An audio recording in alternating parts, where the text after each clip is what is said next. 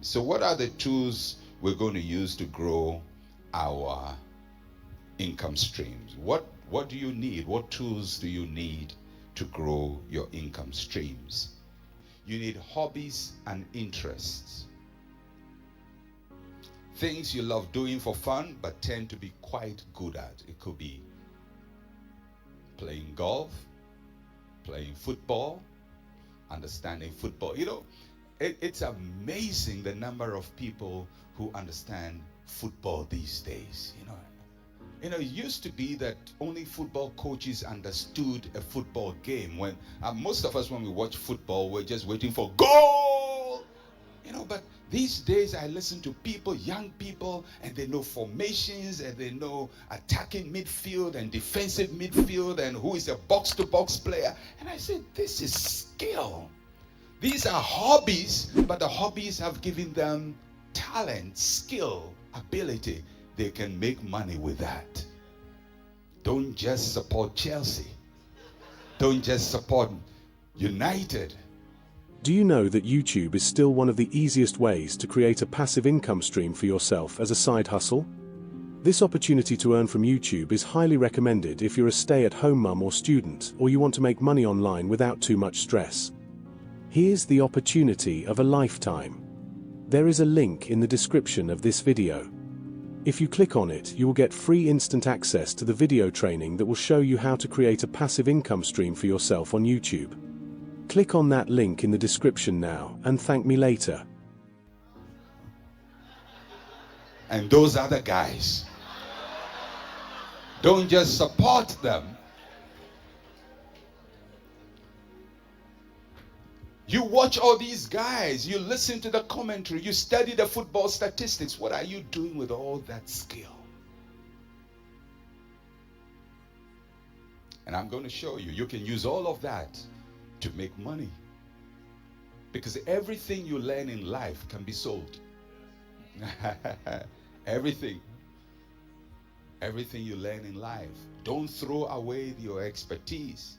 You can make money. It may not be huge monies. You can make a lot of passive money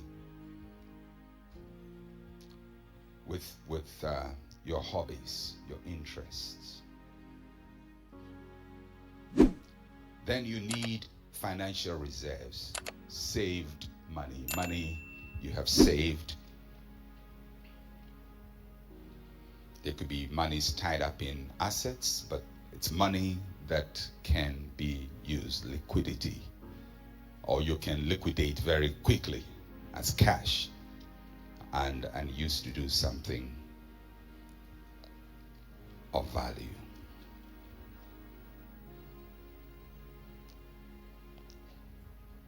In order to deploy all of these, you have to have money-making competencies.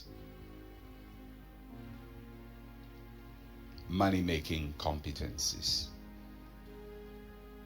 So what do you have to do? You have to sharpen your known skills. You have to sharpen your known skills. You have to grow new skill sets.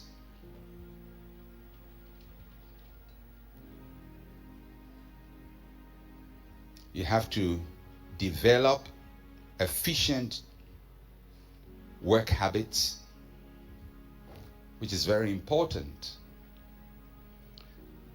Now, normally when I tell people the kinds of things they ask me the question, is always predictable. So, do you have time to rest? I mean, how are you able to do all of these things? It's simply efficient working habits.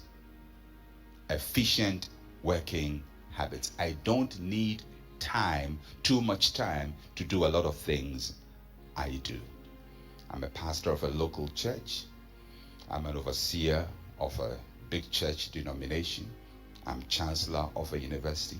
I'm a chairman of a bank. I'm a chairman of a pharmaceutical company. I work with an ICT company. I sit on various boards. I run my private consultancy. I sit on think tanks, on advisory boards. I do so many of these things, and I still jog, and I lift weights, and I still love my wife. All right. Now, so how are you able to do all of these things? I don't need eternity. It's just efficient work habits.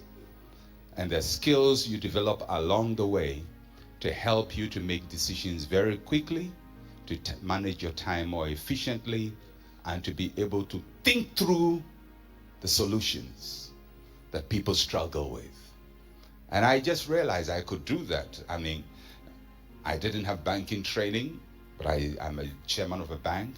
And, I was intimidated the first time. I said, wow, what am I going to do? I'm just going to make a mess of myself. But money is so easy to understand. Just find out where it's coming from and where it's going, and that's it. That's it. Where is the money coming from and where is it going? Track it. And I sit down there and I have all these bankers and people with all kinds of banking degrees, and I ask very simple questions. What about this? What about that? Everybody says, we haven't thought about that. It's just common sense. You look at facts, you query the facts, you demand answers from the facts, and you get the answers. It's not that hard. If I can do it, and I was horrible with mathematics, still horrible with mathematics. But I realized really in finance, you don't need serious mathematics. It's just addition, subtraction. That's all. And I could do addition, I could do subtraction, I could do some multiplication, some division. If it goes beyond that, I'm just blank. But I just realized all you need to do is add up the numbers, subtract, and be detailed, and be logical, and you understand it. It's not that tough, really. Many times we allow things to intimidate us. You look at a financial statement, wow, what does that mean? It doesn't mean much. It's addition and subtraction. That's all. Just follow the numbers. The numbers tell their own story.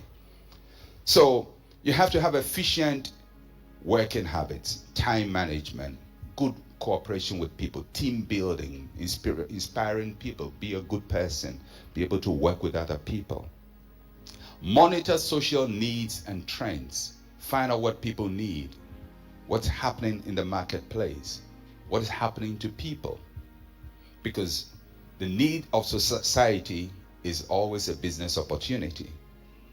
If people are spending too much time in traffic, it means that there are things they're not able to do and may need somebody to do for them. Somebody to take care of their groceries, somebody to cook for them, somebody to help them to solve some problems that they're not able to solve. So check what the society is doing to people and find solutions. Monitor social needs and trends and build useful contacts. Don't burn bridges in life. Make good friends. Connect with people. Don't make unnecessary enemies. If an enemy is a useful ally, keep him. Hate him, but keep him. That's why you have a European Union, and the English don't like the French, but you need them, so you smile. The Germans don't like the French, the Italians don't like the Spaniards, but they have to work together, otherwise America will eat them up. Now, even almighty United States, they don't like Mexicans, they don't like Canadians much, but they have to come together because China wants to eat them up. So you always have to realize you don't need to like a person for him to be a useful contact or an ally. It's not just about personal like or dislike, it's about usefulness. Are they useful to you? Can you use that contact? Can you use that connection? So build useful contacts. And sometimes as Christians, I have people ask me all the time, can a Christian work with an unbeliever in that environment? I know it's always a difficult choice to make, but I don't go to work to share fellowship. When I sit with people at the board, we are not praying and worshiping God. We are solving a financial problem. I need their brains, not their spirit. Is that right? So I could witness to them later on, but that's not why I'm there. I'm there because we are engaged in an endeavor, and I need their brains, I need their input. And they may not love Jesus, but they love the numbers and they love the money, and I love the money, so let's work together. Do you know that YouTube is still one of the easiest ways to create a passive income stream for yourself as a side hustle? This opportunity to earn from YouTube is highly recommended if you're a stay-at-home mum or student, or you want to make money online without too much stress. Here's the opportunity of a lifetime. There is a link in the description of this video. If you click on it, you will get free instant access to the video training that will show you how to create a passive income stream for yourself on YouTube.